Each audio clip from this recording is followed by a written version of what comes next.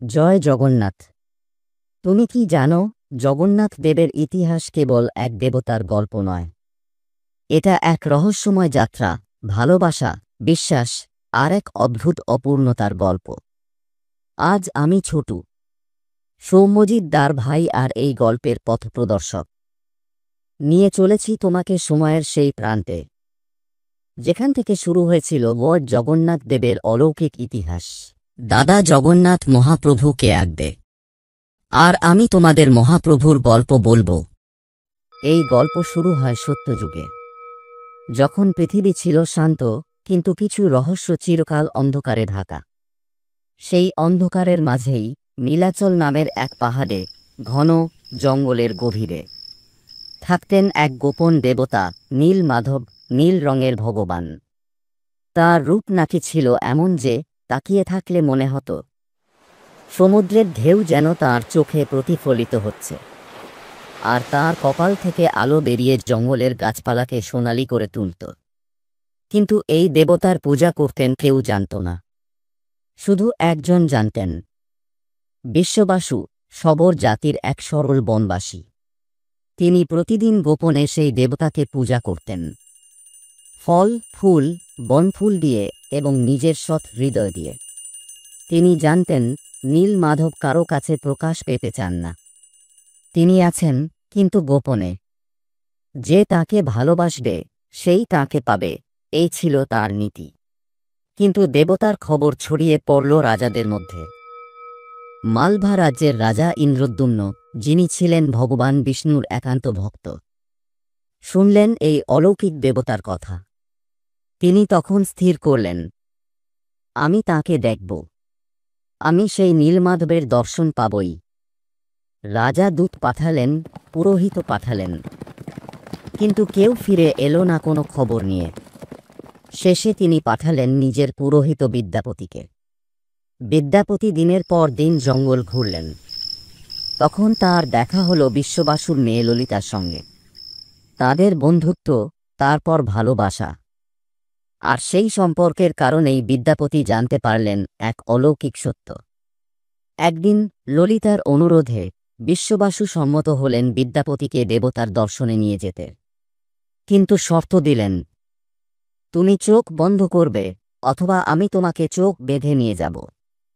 বিদ্যাপতি সম্মত হলেন, কিন্তু তিনি চতুর ছিলেন।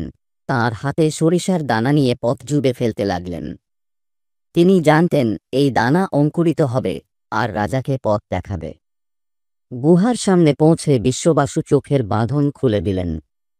আর তখন বিদ্যাপতি যা দেখলেন, তা আজও শব্দে বর্ণনা করা যায় না।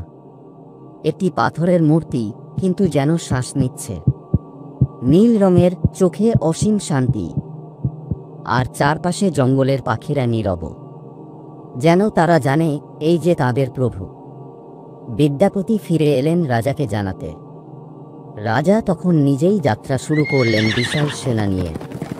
কিন্তু যখন তিনি পৌঁছলেন সেই স্থানে, গুহা ফাঁকা, নীল মাধব হারিয়ে গেছেন। রাজা স্তব্ধ, চোখে জল। তিনি মাটিতে বসে পড়লেন, বললেন, হে প্রভু, তুমি আমাকে কেন বঞ্চিত করলে? তখনই আকাশে এক দীপ্ত আলো জ্বলে উঠল। সেই আলোর ভিতর থেকে এক স্বর, আমি এই পৃথিবী থেকে হারাইনি রাজন। আমি আসব এক নতুন রূপে, কাঠের রূপে। তুমি আমার জন্য এক মন্দির তৈরি করো। রাজা ইন্দ্রদ্যুম্ন তখন স্বপ্নে দেখলেন সমুদ্রের ঢেউ, আর সেই ঢেউয়ের মধ্যে ভেসে আসছে এক বিশাল গাছের গুঁড়ি, কালো কিন্তু দীপ্ত। তারা তাকে বললেন, দারুব্রহ্ম, অর্থাৎ জীবন্ত কাঠ। রাজা সেনা পাঠালেন সেই কাঠ আনতে, কিন্তু আশ্চর্য, কেউ নাড়াতে পারল না।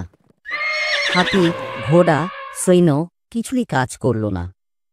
তখন রাজা বুঝলেন, এই কাঠ দেবতার শরীর, আর তাকে নাড়াতে পারে কেবল তার প্রথম ভক্ত। তারা ডেকে আনলেন বিশ্ববাসুকে। যখন তিনি এলেন আর মন দিয়ে প্রার্থনা করলেন, কাঠটা নিজে থেকেই নরম হয়ে গেল, যেন হাসছে। আর তখন সবাই বুঝল, দেবতা ফিরেছেন। এরপর রাজা আদেশ দিলেন, দেবতার মূর্তি তৈরি হবে এই কাঠ দিয়ে। কিন্তু সমস্যা হলো, কোনো ভাস্কর্যের হাতেই এই কাঠে হাত লাগছে না, সব যন্ত্র ভেঙে যাচ্ছে। ঠিক তখনই এক বৃদ্ধ ব্রাহ্মণ এলেন, দীর্ঘ দাড়ি, দীপ্ত চোখ। তিনি বললেন, আমাকে একা থাকতে দাও 21 দিন, কেউ দরজা খুলবে না। রাজা সম্মত হলেন। দিন কেটে গেল, 1 দিন, 2 দিন, 10 দিন। 21তম দিনের আগে রাজা আর আওয়াজ শুনতে পেলেন না। উদ্বিগ্ন হয়ে দরজা খুললেন। দরজার ভেতর শূন্যতা, বৃদ্ধ নেই, শুধু 3টি কাঠের মূর্তি অসম্পূর্ণ। তাদের হাত নেই, পা নেই, কিন্তু চোখে এক অসীম দৃষ্টি।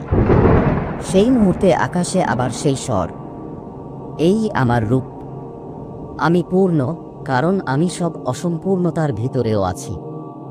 এবং সেই 3 রূপ হল জগন্নাথ, বলরাম ও সুভদ্রা। এইভাবেই জন্ম নিলেন লর্ড জগন্নাথ দেব, যিনি রূপে অসম্পূর্ণ কিন্তু মহিমায় সম্পূর্ণ। যিনি বলেন, আমি আছি সকলের মাঝে। যে আমাকে ভালোবাসে তার হৃদয়ই আমার মন্দির।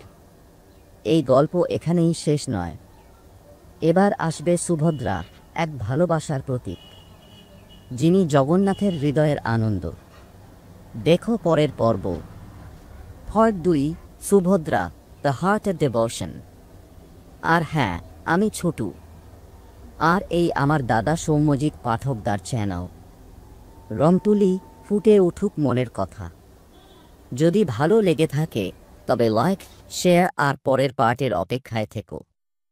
ধন্যবাদ।